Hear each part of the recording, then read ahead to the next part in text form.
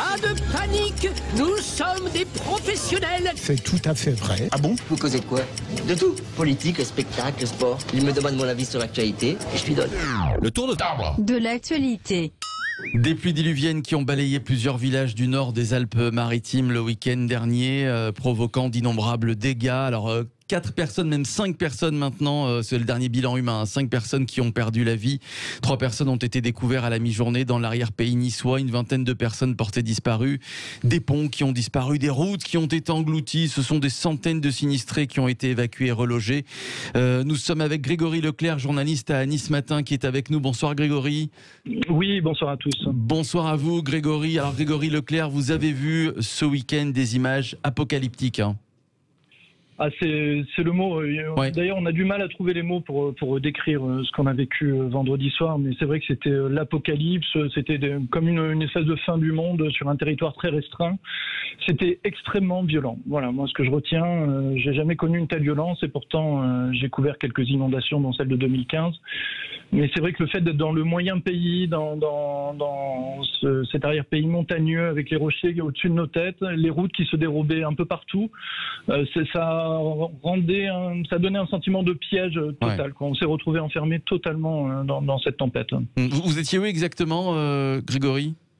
Alors j'étais parti vers Saint-Martin-Vésubie, ça c'était mon intention initiale, et en fait j'ai suivi une voiture de sapeurs-pompiers, on s'est arrêté au niveau de Roquebillière, Ouais. et on s'est arrêté parce qu'il y a un riverain qui a hélé le pompier qui était devant moi, dans la voiture devant moi, et qui s'inquiétait d'un couple de personnes âgées, de savoir si elles étaient dans leur maison ou pas. Donc le pompier évidemment qui venait de Nice n'en savait rien, mais il est descendu faire une reconnaissance.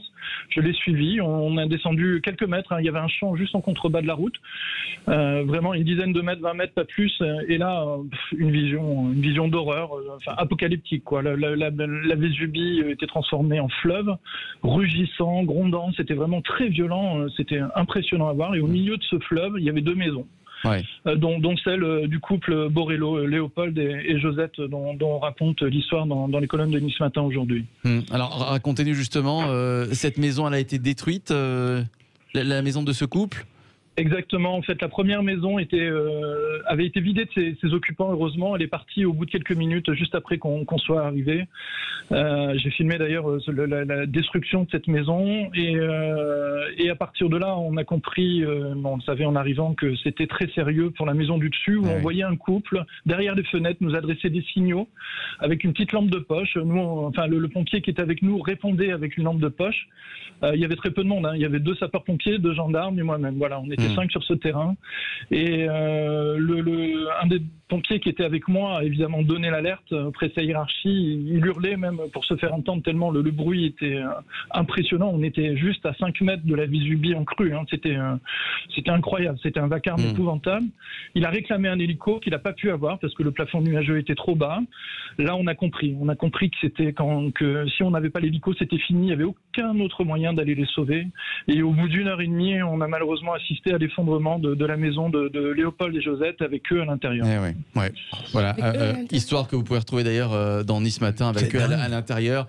Histoire terrible. Je ne sais pas si autour de la table vous avez vu les images passer. Malheureusement, on en a vu hier beaucoup soir, sur les réseaux sociaux. Philippe Bilger. Sur TF1, c'était effrayant. Effrayant. La misère, la détresse. J'ai rarement vu des scènes pareilles. Hein.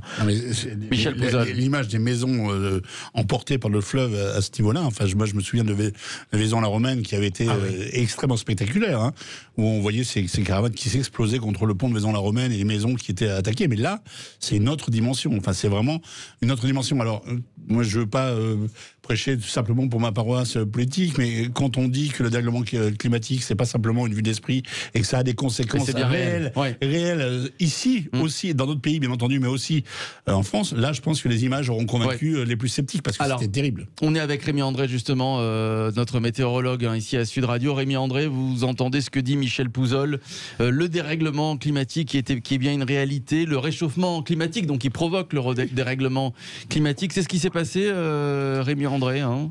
C'est ce qui s'est passé ce week-end. Alors, ce n'est pas ce qui s'est passé ce week-end dans ce fait-là, les événements tels que celui-là, on en connaît déjà depuis des années et des années. Mais en revanche, ce qui se passe, c'est qu'on se rend compte que ça prend une ampleur considérable. C'est-à-dire que grâce au réchauffement climatique, la Méditerranée est quand même une des zones de la planète qui s'est le plus réchauffée. C'est-à-dire que lorsqu'on parle de quelques dizaines ou de dixièmes de degrés d'augmentation de température des océans ici ou là, eh bien pour la Méditerranée, on est déjà à plus d'1,5 degré.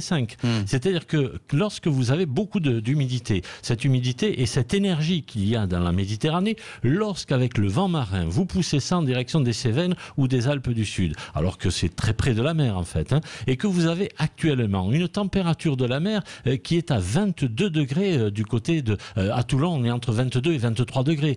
Pour Nice, on est à 21, 22 degrés. Donc des températures de la mer qui sont très chaudes, donc beaucoup d'énergie. Cette énergie et cette humidité, vous la poussez sur le relief. En grimpant sur le relief, évidemment, tout cela, ça se transforme en gouttes d'eau et ça tombe. Mais lorsque ça tombait auparavant avec des quantités remarquables de 200 à 300 mm en 24 heures, c'était déjà énormissime. Et vous parliez de Vaison-la-Romaine, on était dans cet ordre-là. Et bien là, depuis il y a 15 jours, à Vallerogue, dans le Gard, on a eu jusqu'à 700 mm en 24 heures. Ça vous fait 700 litres au mètre carré. C'est-à-dire vous avez quasiment un mètre cube qui tombe là comme ça en 24 heures. Et bien là, sur la Vésubie, on a eu jusqu'à 5 à 600 mm. Ouais. C'est-à-dire là aussi c'est énormissime et ça tombe sur des vallées où actuellement ça ne fait que ruisseler. Oui. Et alors ça imprègne évidemment les sols qui eux sont des sols qui ne demandent que ça. C'est une fois qu'ils sont gorgés d'eau, tout ça s'écroule et tout ça entraîne, comme je viens de l'entendre,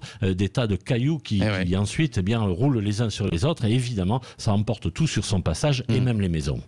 J'aimerais remercier Grégory Leclerc qui doit nous quitter, journaliste à Nice Matin. Voilà, merci Grégory Leclerc pour votre témoignage et justement les Alpes-Maritimes ont besoin de vous, besoin de vos dons pour aider les sinistrés, pour participer à la reconstruction. Plusieurs sites internet dont le département06.fr. Voilà, soyons solidaires et donnons nous aux Alpes-Maritimes et à tous les sinistrés. Département06.fr. Oui, Stella. C'était pour dire que j'étais justement à Saint-Martin pendant l'été et c'est le premier constat que j'avais fait avec la personne en fait qui m'avait invité parce que ce village-là, pour que les pompiers ou la police interviennent, il faut au moins une demi-heure de déplacement. Donc quand l'auditeur explique qu'il fait effectivement, ils n'étaient que 2 pompiers, du moins 5 personnes sur le site, je comprends. Et en plus, j'ai vu effectivement les images hier, mais je ne savais pas en fait que le couple avait péri en fait dans les inondations.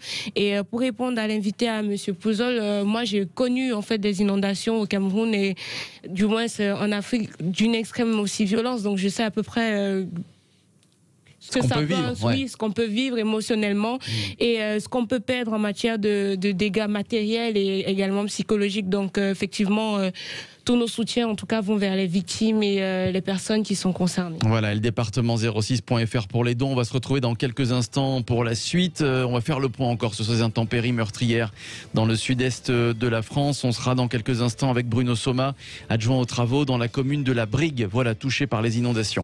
À tout de suite.